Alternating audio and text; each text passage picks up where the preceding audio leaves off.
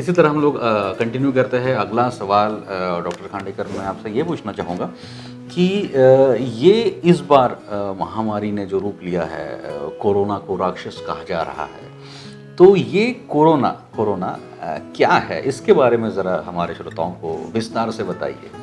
सबसे पहले मैं महामारी का किसे कहते हैं, जैसे हमें लगता है कि महामारी यानी इतने लोगों की मृत्यु हुई तो महामारी, हाँ, बट डब्ल्यूएचओ की डेफिनेशन वैसी नहीं है। अच्छा, पहले थी 2009 के पहले वो डेफिनेशन में कितने मृत्यु हो रहे हैं वो देखा जाता था। अच्छा, वो डेफिनेशन में था। लेकिन 2009 के बाद स्वाइन फ्लू के वक्त उन्होंने वो डेफिनेशन में से वो पार्ट निकाल दिया। अच्छा, उसमें बदलाव किया। हाँ, उसमें बदलाव किया। उसमें सिर्फ इतना है कि नया वायरस आ रहा है और केसेस दिख रही है, महामारी यानी पैंडेमिक संक्रमण कर रहा है लोगों बस। को। अच्छा, उससे डेथ हुई या न हो वो अच्छा। पैंडेमिक घोषित कर सकते हैं। अच्छा, ठीक है, ये थोड़ा बदलाव, इसके ऊपर भी तब 2009 में बवाल उठा था। अच्छा, तो ये डेफिनेशन क्यों चेंज की, इसलिए डब्ल्यूएचओ के ऊपर यूरोपियन पार्लियामेंट ने इंक्वायरी बैठाई थी। अच्छा, यस, ये बहुत बड़ी इंक्वायरी चली थी तब कि भाई डेफिनेशन लोगों में डर पैदा करने के लिए तो नहीं बनाई गई, ऐसा तब इंक्वायरी भी चली है। वो बहुत बड़ा इंक्वायरी रिपोर्ट है, उसके ऊपर भी मैं बाद में बात करूंगा ही। तो अब कोरोना वायरस, इसका मतलब जो पैंडेमिक का मतलब है एक नया वायरस, फैलाव शुरू, उससे डेथ होती है नहीं होती है उससे अच्छा, उसका लेना देना होता नहीं है। ठीक है, ये डब्ल्यूएचओ की डेफिनेशन की बात कर रहा हूं मैं। अब अगर हम ये 7वां कोरोना वायरस है जो आज हमको मिल रहा है, जिसको हम सार्स कोव-2 बोलते हैं, 7वां कोरोना वायरस है। मेरे ख्याल से पहला कोरोना वायरस जो आया था करीबन 60-70 वर्ष पुराना है, 1952 की आया था। तब से आज तक वो भी कोरोना वायरस हमारे साथ में है। अच्छा, और पहले 6 आए हुए कोरोना वायरस भी हमारे साथ में। अच्छा। लेकिन तब क्या हुआ कि मीडिया ने उन सबका नाम बताया नहीं, इसलिए हमको तब मीडिया था ही नहीं ये सब बताने के लिए, तो हमें पता नहीं चलता है। तो ऐसा नहीं है, ऐसे इतने वायरसेस है कि आप गिनते गिनते थक जाओगे। ठीक है, तो जितने आप ये करोगे, जिसे हम बोलते हैं रिसर्च करोगे, उतने नए नए वायरसेस के नाम आपको निकलते चलेंगे। तो ये 7वां कोरोना वायरस है। तो और रूटीनली ये जो कोरोना वायरस है ये सीजनल फ्लू कॉज करते ही है वर्ल्ड वाइड, और फ्लू डेथ का ही काम करते हैं। अच्छा, तो देखा श्रोताओं आपने, ये पहला कोरोना वायरस नहीं है, इससे पहले भी आ चुके हैं, ये 7वां है, 6 आ चुके हैं सर ने हमें बताया। सर ने ये भी बताया हमें कि कई बड़ी मात्रा में जो जनसंख्या होती है वो किसी विशिष्ट वायरस से संक्रमित हो जाती है, लेकिन जो मौतें होती है वो बहुत कम होती है। तो यही मेरा अगला सवाल है सर कि जो मौतें संक्रमण से होती है उसके पीछे के क्या कारण हो सकते हैं, क्या बताना चाहेंगे आप?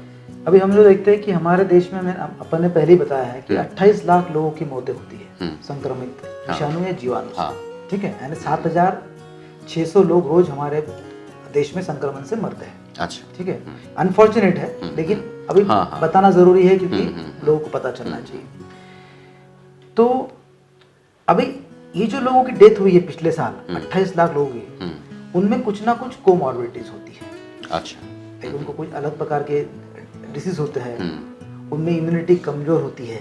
अच्छा, ठीक है, तो ये अभी इम्यूनिटी कमजोर होने का रीजन तो बहुत सारे हैं। तो वायरस सिंगली ऐसा कभी डेथ कॉज नहीं करता। अच्छा, यानी ऐसा नहीं कि आदमी एकदम भला चंगा है, उसमें कोई कोमॉर्बिडिटीज, तो ये बहुत रेयर होता है।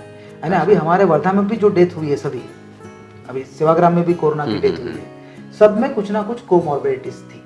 अच्छा, ठीक है, और जैसा अभी पिछले साल तो कोरोना नहीं था, फिर पिछले साल ये 28 लाख लोग मरे क्यों, ये सवाल पैदा होता है। ठीक है, तब ये नहीं था ना, इसका मतलब ये नहीं, ये 28 लाख लोग जो है ये कोई ना कोई विषाणु जीवाणु से इनकी मौतें होती है, जो कि दुखदायक है पर होती है। ठीक है, उसमें यंग लोग भी बताया है।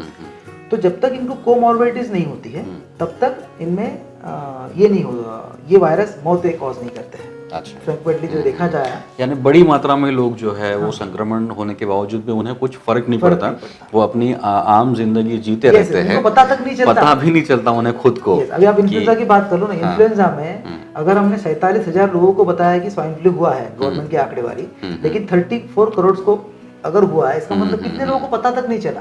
सही बात। और वैसे ही कोरोना का होने वाला है।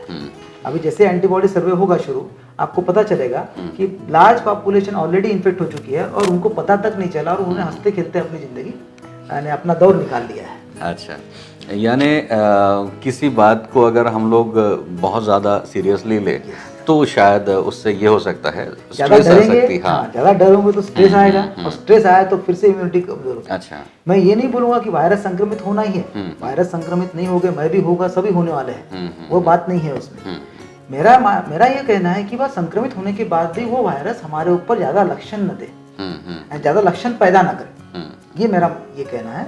और इसलिए हमें हमारी इम्यूनिटी, पॉजिटिव थिंकिंग ये रखनी बहुत जरूरी है। अच्छा। आप अगर डर डर के जियोगे तो आपकी इम्यूनिटी स्ट्रेस से, वैसे ही स्ट्रेस से लोगों की बहुत मौतें होती है, आपको पता है, और एक कोमॉर्बिड कंडीशन माना गया है, स्ट्रेस को भी कोमॉर्बिड कंडीशन माना गया है। इसलिए स्ट्रेस जितना कम करोगे उतना आपकी इम्यूनिटी अच्छी रहेगी, और आप जो है कि इस वायरस के साथ अच्छे से जी पाओगे। हम फाइट नहीं कर सकते किसी के साथ, मैं पक्का आज ही बोलूंगा, हम फाइट नहीं कर सकते वायरस के साथ, हमें उसके साथ लेके चलना है, जीना है।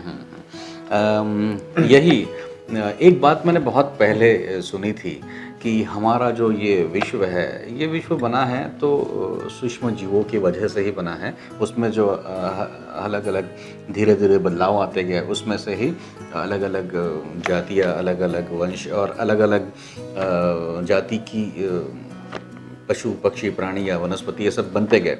तो सूक्ष्म जीव अगर सोचा जाए तो जो एक सुई का टोक होता है उस पर भी लाखों की तादाद में सूक्ष्म जीव हो सकते हैं।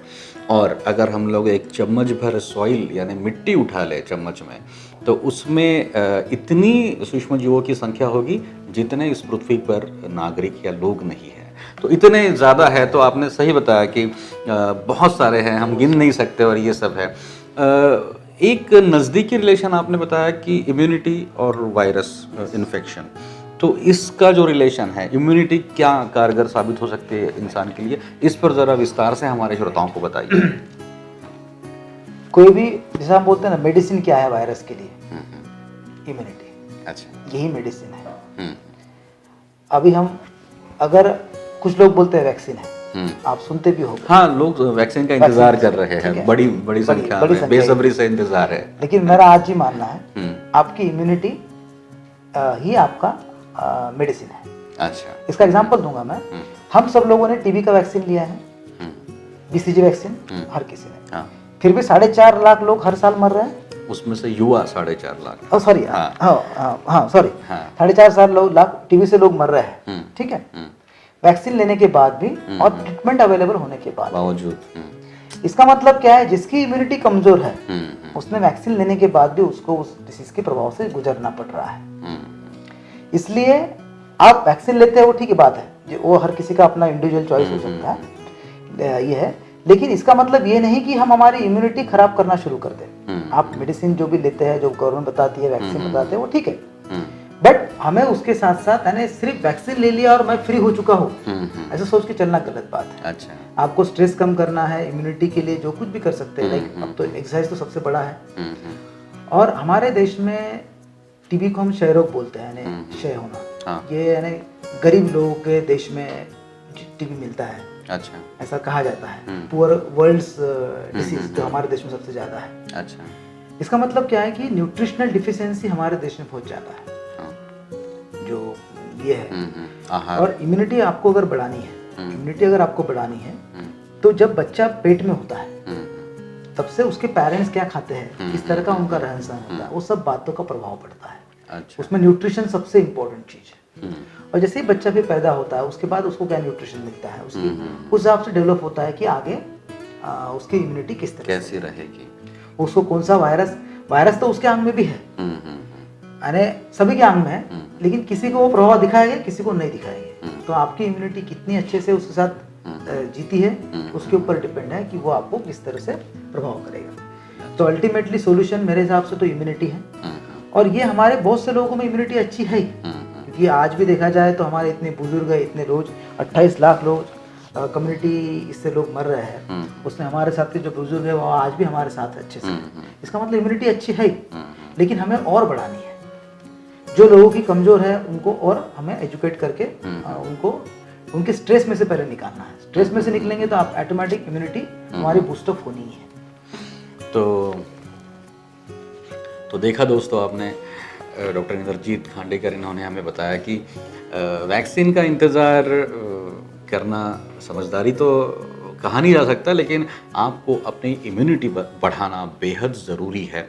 और इम्यूनिटी का जो रिलेशन होता है वो सारा एक अजन्मे बच्चे से लेकर उसका शुरू होता है कि उस वक्त उसकी माँ क्या खा रही है, उसका स्वास्थ्य कैसा है, आहार कैसा है, वहीं से उसकी इम्यूनिटी डिसाइड होती है। उसके बाद में आप खुश रहते हो, आप तनाव मुक्त रहते हो, तो आपकी इम्यूनिटी अच्छी रहती है। अगर आप तनाव में रहते हो, दुखी रहते हो, तो ज़ाहिर सी बात है अगर आप डरे रहते हो तो आपकी इम्यूनिटी कमज़ोर पड़ने लगती है।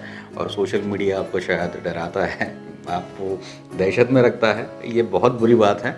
इसीलिए सोशल मीडिया से फ़ायदा उठाए, अप टू डेट रहे, लेकिन इससे तनावग्रस्त ना हो, इससे डरे नहीं, इससे दहशत में ना आए, क्योंकि इससे आपकी इम्यूनिटी कमज़ोर पड़ सकती है। आपको स्ट्रॉन्ग रहना है।